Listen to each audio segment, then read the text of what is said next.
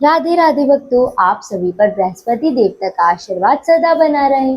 प्रिय श्रोताओं, आज बृहस्पति व्रत के दिन सुनिए बृहस्पति देवता की संपूर्ण कथा। भारतवर्ष में एक प्रतापी और दानी राजा राज्य करता था।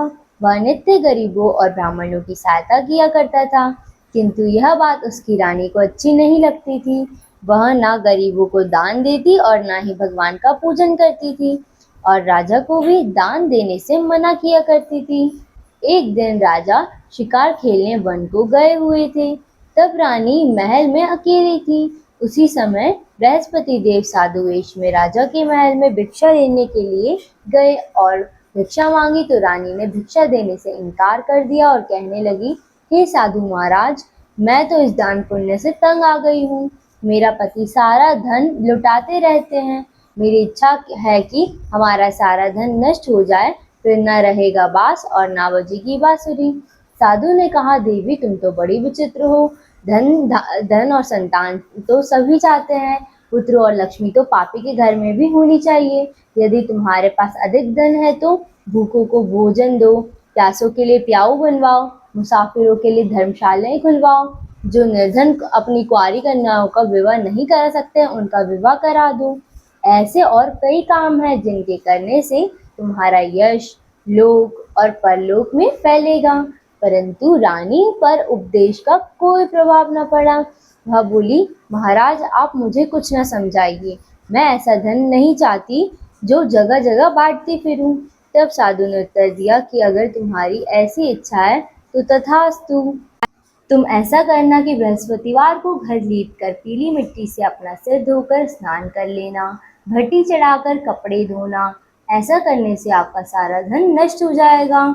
इतना कहकर वह साधु महाराज वहां से आलोप हो गए। और साधु के कहे अनुसार बातों को पूरा करते हुए रानी को केवल 3 बृहस्पतिवार ही बीते थे कि उसकी समस्त धन संपत्ति नष्ट हो गई। अब भोजन के लिए राजा का परिवार तरसने लगा। तब एक दिन राजा रानी से बोला कि हे रानी, तुम यहीं रहो, मैं दूसरे देश को जाता हूँ, क्योंकि यहाँ पर तो सभी लोग मुझे जानते हैं, इसलिए मैं कोई छोटा कार्य नहीं कर सकता। ऐसा कहकर राजा परदेश चला गया। वहाँ वह जंगल से लकड़ी काट करके लेता और शहर में बेचता था। इस तरह वह अपना जीवन व्यतीत करने लगा। इधर राजा के परदेश जाते ही रानी और दासी दुखी रहने लगी। एक बार जब रानी और दासी को 7 दिन तक बिना भोजन के रहना पड़ा, तब रानी ने अपनी दासी से कहा कि हे दासी, देख, पास के ही नगर में मेरी बड़ी बहन रहती है। वह बड़ी धनवान है, तू उसके पास जा और कुछ लेकर आ, ताकि थोड़ी बहुत गुजर बसर हो सके। दासी रानी की बहन के पास गई। उस दिन गुरुवार था और रानी की बहन उस समय बृहस्पतिवार व्रत की कथा सुन रही थी। दासी ने रानी की बहन को अपनी रानी का संदेश दिया, लेकिन रानी की बहन ने उस समय कोई उत्तर नहीं दिया। जब दासी को रानी की बहन से कोई उत्तर ना मिला, तब वह बहुत दुखी हुई और उसे क्रोध भी आया। फिर दासी ने वापस आकर रानी को सारी बात बता दी। सुनकर रानी ने अपने भाग्य को कोसा। उधर रानी की बहन ने सोचा कि मेरी बहन की दासी आई थी, परंतु मैं उससे नहीं बोली, इससे वह बहुत दुखी हुई होगी। फिर कथा सुनकर और पूजन समाप्त करके वह अपनी बहन के घर आई और कहने लगी, हे बहन, मैं बृहस्पतिवार का व्रत कर रही थी और बृहस्पतिवार व्रत की कथा सुन रही थी। तुम्हारी दासी मेरे घर आई थी, परंतु जब तक कथा होती है तब तक ना उठते हैं और ना ही बोलते हैं, इसलिए मैं नहीं बोली। कहो दासी क्यों गई थी? रानी बोली, बहन तुमसे क्या छुपाऊं, हमारे घर में खाने तक का अनाज नहीं था। ऐसा कहते कहते रानी की आंखें भर आईं। उसने दासी समेत पिछले 7 दिनों से भूखे रहने की बात अपनी बहन को विस्तार पूर्वक सुना दी। रानी की बहन बोली, देखो बहन, भगवान बृहस्पति सबकी मनोकामनाओं को पूर्ण करते हैं। देखो, शायद तुम्हारे घर में अनाज रखा हो। पहले तो रानी को विश्वास नहीं हुआ, पर बहन के आग्रह पर उसने अपनी दासी को भेजा तो उसे सचमुच अनाज से भरा एक घड़ा मिल गया। यह देखकर दासी को बड़ी हैरानी हुई। दासी रानी से कहने लगी, हे रानी, जब हमको भोजन नहीं मिलता तो हम व्रत ही तो करते हैं, इसलिए क्यों ना इनसे व्रत और कथा की विधि पूछ ली जाए, ताकि हम भी व्रत कर सकें। तब रानी ने अपनी बहन से बृहस्पतिवार व्रत के बारे में पूछा। उसकी बहन ने बताया कि बृहस्पतिवार के व्रत में चने की दाल और मुनक्का से श्री विष्णु भगवान का केले की जड़ में पूजन करें तथा दीपक जलाएं, व्रत कथा सुने और पीला भोजन ही करें। इससे बृहस्पति देव प्रसन्न होते हैं और फिर व्रत तथा पूजन विधि बताकर रानी की बहन अपने घर को लौट गई। 7 दिन के बाद जब गुरुवार आया तब रानी और दासी ने व्रत रखा। गुड़शाल में जाकर चना और गुड़ लेकर आई, फिर उससे केले की जड़ तथा विष्णु भगवान का पूजन किया। अब पीला भोजन कहाँ से आए, इस बात को लेकर दोनों बहुत दुखी थी, क्योंकि उन्होंने व्रत रखा था, इसलिए बृहस्पति देव उनसे प्रसन्न थे। इसलिए वे एक साधारण व्यक्ति का रूप धारण करके 2 थालों में सुंदर सुंदर पीला भोजन दासी को दे गए। भोजन पाकर दासी बहुत प्रसन्न हुई। फिर रानी के साथ मिलकर उन दोनों ने भोजन ग्रहण किया। इसके बाद वे सभी गुरुवार को व्रत और पूजन करने लगी। बृहस्पति भगवान की कृपा से उनके पास फिर से धन और संपत्ति आ गई, परंतु रानी फिर से पहले की तरह आलस्य करने लगी। यह देखकर दासी बोली, देखो रानी, तुम पहले भी इसी प्रकार आलस्य करती थी। तुम्हें धन रखने में कष्ट होता था, इस कारण सभी धन नष्ट हो गया, और अब जब भगवान बृहस्पति की कृपा से धन मिला है तो फिर तुम्हें आलस्य हो रहा है। रानी को समझाते हुए दासी ने कहा कि देखो रानी, बड़ी मुसीबतों के बाद हमने यह धन पाया है, इसलिए हमें दान पुण्य करना चाहिए, भूखे मनुष्य को भोजन कराना चाहिए और धन को शुभ कार्यों में खर्च करना चाहिए, जिससे तुम्हारे कुल का यश बढ़ेगा, स्वर्ग की प्राप्ति होगी और पितृ प्रसन्न होंगे। दासी की बात मानकर रानी अपना धन शुभ कार्यों में खर्च करने लगी, जिससे पूरे नगर में उसका यश फैलने लग गया। उधर एक दिन राजा दुखी होकर जंगल में एक पेड़ के नीचे आसन जमाकर बैठ गया और वह अपनी दशा को याद करके व्याकुल होने लगा। बृहस्पतिवार का दिन था। एकाएक उसने देखा कि निर्जन वन में एक साधु महात्मा प्रकट हुए। वह साधु वेश में स्वयं बृहस्पति देवता ही थे। लकड़हारे के सामने आकर बोले, हे लकड़हारे, इस सुनसान जंगल में तू इतनी चिंता मगन क्यों बैठा है? लकड़हारे ने दोनों हाथ जोड़कर प्रणाम किया और उत्तर दिया, महात्मा जी, आप तो सब कुछ जानते हैं, मैं और क्या कहूँ। ऐसा कहकर वह रोने लग गया और साधु को अपनी आत्मकथा सुनाई। महात्मा जी ने कहा कि तुम्हारी पत्नी ने बृहस्पतिवार के दिन बृहस्पति भगवान का निरादर किया है, जिसके कारण रुष्ट होकर उन्होंने तुम्हारी यह दशा कर दी है। अब तुम चिंता को दूर करके मेरे कहने पर चलो तो तुम्हारे सब कष्ट दूर हो जाएंगे और भगवान पहले से भी अधिक संपत्ति देंगे। तुम बृहस्पति के दिन कथा किया करो, 2 पैसे के चने मुनक्का लाकर उसका प्रसाद बनाओ और शुद्ध जल से लोटे में शक्कर मिलाकर अमृत तैयार करो। कथा के पश्चात अपने सारे के सारे परिवारजनों को और सुनने वालों प्रेमियों में अमृत व प्रसाद को बांटकर खुद भी ग्रहण करो। ऐसा करने से भगवान तुम्हारी सारी मनोकामनाएं पूर्ण करेंगे। साधु के ऐसे वचन सुनकर लकड़हारा बोला, हे प्रभु, मुझे लकड़ी बेचकर इतना पैसा नहीं मिलता कि जिससे मैं भोजन के उपरांत कुछ बचा सकूं। मैंने रात्रि में अपनी स्त्री को व्याकुल देखा है, मेरे पास कुछ भी नहीं जिससे मैं उसकी खबर मंगा सकूं, और फिर मैं बृहस्पति देव की क्या कहानी सुनूं, मुझको तो कुछ भी मालूम नहीं। साधु ने कहा, हे लकड़हारे, तुम किसी बात की भी चिंता मत करो। बृहस्पतिवार के दिन तुम रोजाना की तरह लकड़ियां लेकर शहर हो जाओ। तुमको रोज से 2 गुना धन प्राप्त होगा, जिससे तुम भली भांति भोजन कर लोगे और बृहस्पति देव की पूजा का सामान भी आ जाएगा। बृहस्पति देव की कथा इस प्रकार है, सुनो। प्राचीन काल में एक ब्राह्मण रहता था। वह बहुत निर्धन था, उसकी कोई संतान नहीं थी। उसकी स्त्री बहुत मलिनता के साथ रहती थी। वह स्नान भी नहीं करती थी, किसी देवता का पूजन भी नहीं करती थी। इससे ब्राह्मण देवता बड़े दुखी थे। बेचारे बहुत कुछ कहते थे, किंतु उसका कोई परिणाम नहीं निकलता था। भगवान की कृपा से ब्राह्मण की स्त्री ने कन्या रूपी रतन पैदा हुआ। वह कन्या बड़ी होने पर प्रातः स्नान करके श्री विष्णु भगवान का जाप और बृहस्पतिवार का व्रत करने लगी। अपने पूजन पाठ को समाप्त करके विद्यालय जाती तो अपनी मुट्ठी में जौ भरकर ले जाती और पाठशाला के मार्ग में डालती जाती। तब यह जौ स्वर्ण के हो जाते। तो लौटते समय उनको बीन कर घर ले आती। एक दिन वह बालिका सूप में उस सोने के जौ को फटक फटक कर साफ कर रही थी कि उसके पिता ने देख लिया और कहा, हे बेटी, सोने के जौ के लिए सोने का ही सूप होना चाहिए। दूसरे दिन बृहस्पतिवार दिन था।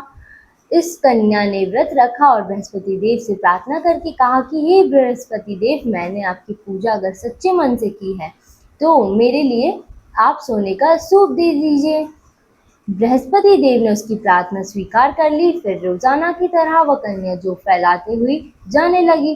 तब लौट कर जा रही थी तो बृहस्पति देव की कृपा से उसे सोने का सूप प्राप्त हुआ। उसे वह घर ले आए और उसमें जौ साफ करने लगी, परंतु उसकी माँ का वही ढंग रहा। एक दिन की बात है, वह कन्या सोने के सूप में जौ साफ कर रही थी। उस समय उस शहर का राजपुत्र वहां से होकर निकला। इस कन्या के रूप और कार्य को देखकर मोहित हो गया और अपने घर आकर भोजन और जल त्याग कर उदास होकर लेट गया। राजा को इस बात का जब पता लगा तो अपने प्रधानमंत्री के साथ वे उसके पास गए और बोले, हे बेटा, तुम्हें किस बात का कष्ट है?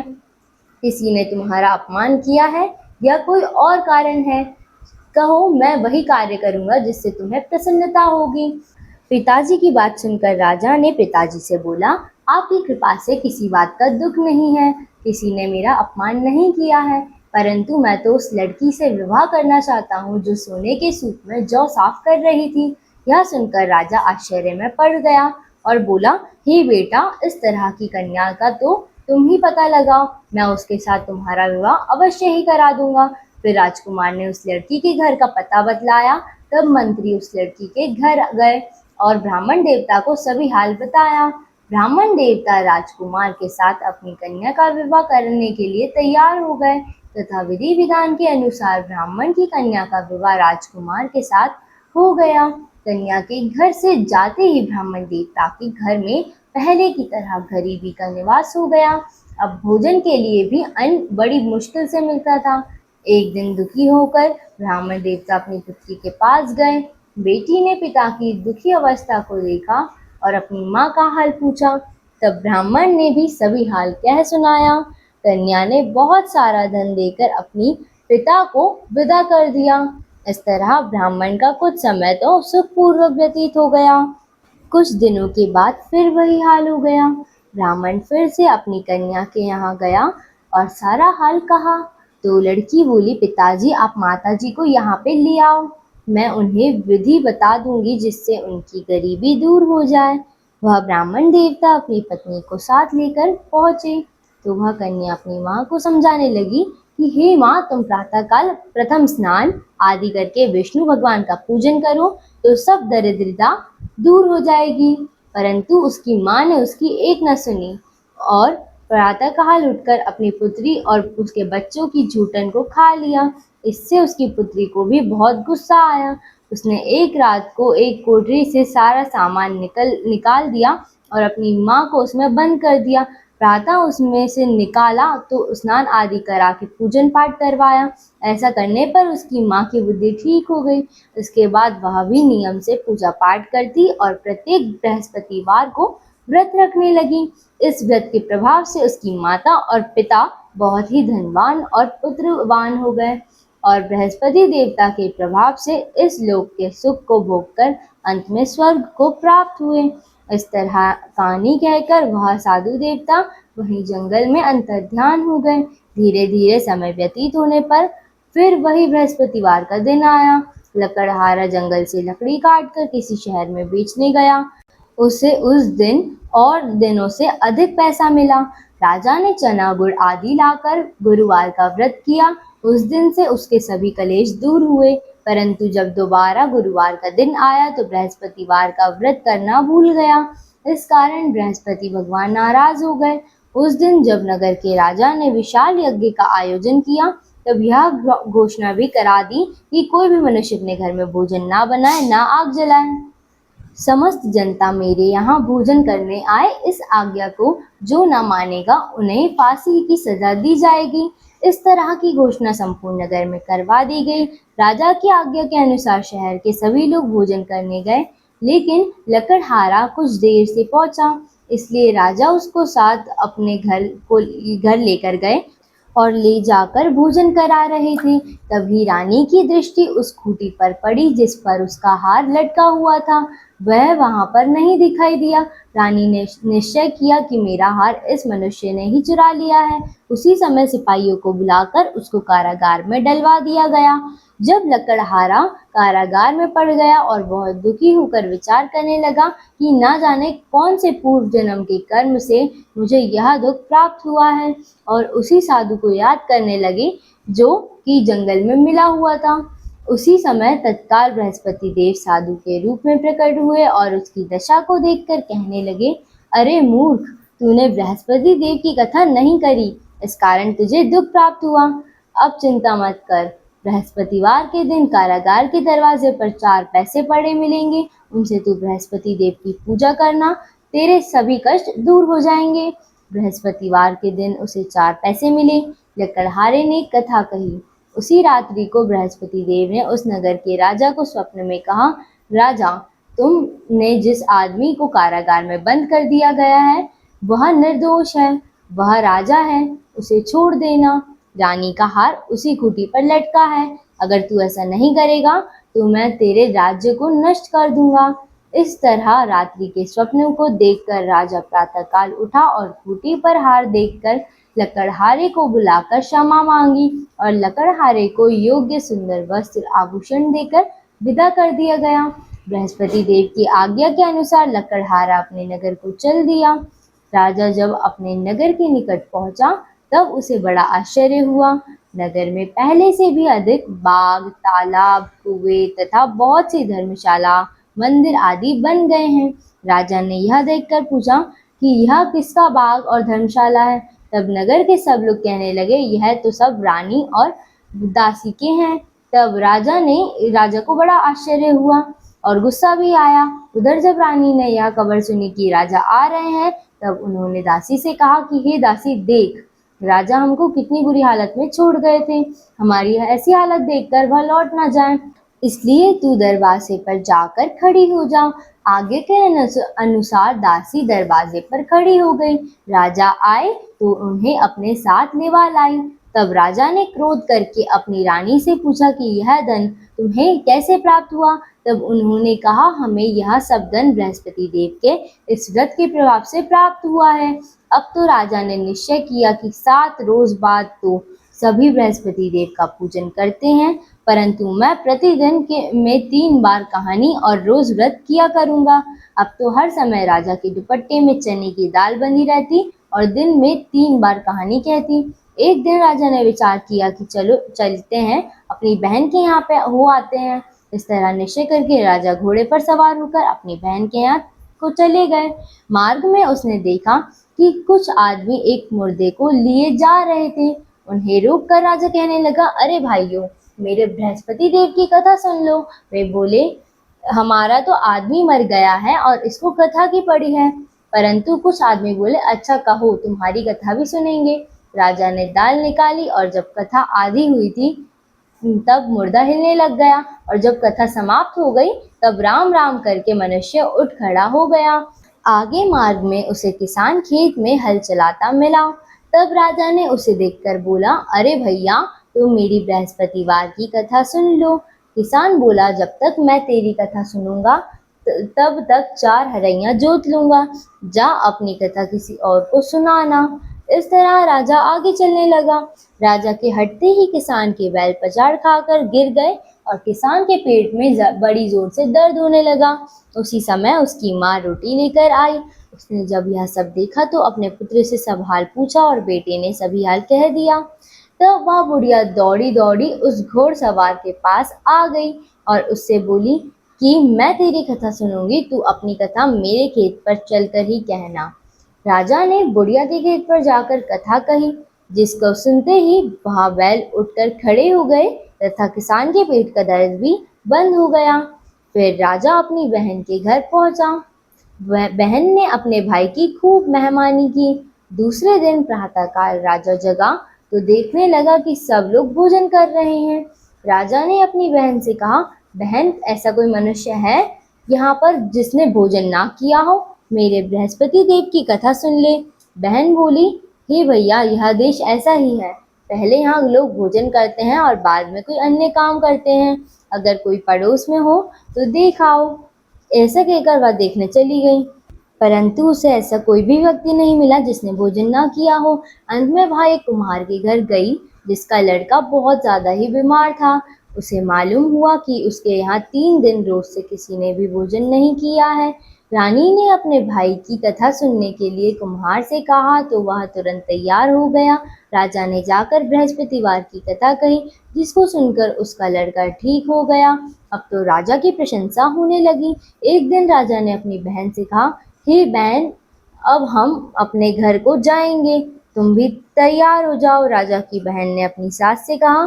तब सास ने कहा, हाँ चली जा, लेकिन अपने लड़कों को साथ मत ले जाना, क्योंकि तेरे भाई की कोई भी संतान नहीं है।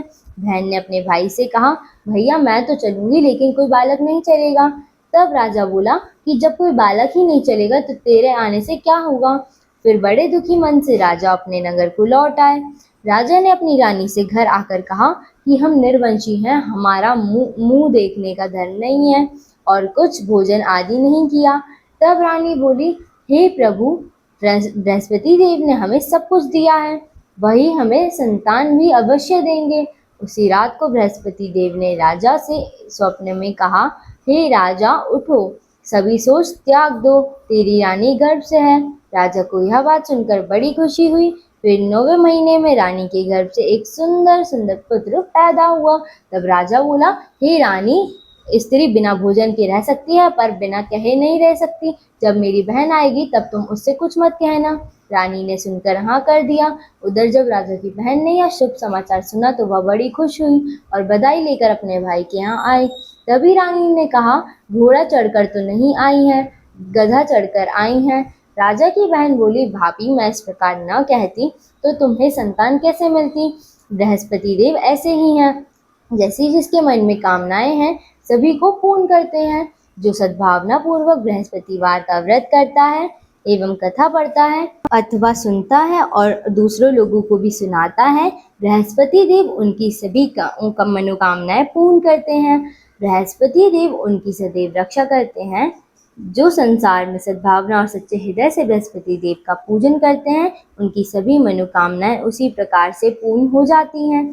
जैसे राजा और रानी ने बृहस्पति देव की कथा का गुणगान किया, उनकी सभी इच्छाएं बृहस्पति देव ने पूर्ण की। मनुष्यों को हृदय से उनका मनन करते हुए जयकारा करना चाहिए। सभी प्रेम से बोलिए, बृहस्पति देव की जय, श्री विष्णु भगवान जी की जय। यह थी बृहस्पतिवार की व्रत कथा। अगर व्रत कथा अच्छी लगी हो तो वीडियो को लाइक और चैनल को सब्सक्राइब जरूर करें। कमेंट बॉक्स में राधे राधे लिखना बिल्कुल ना भूलें। राधे राधे।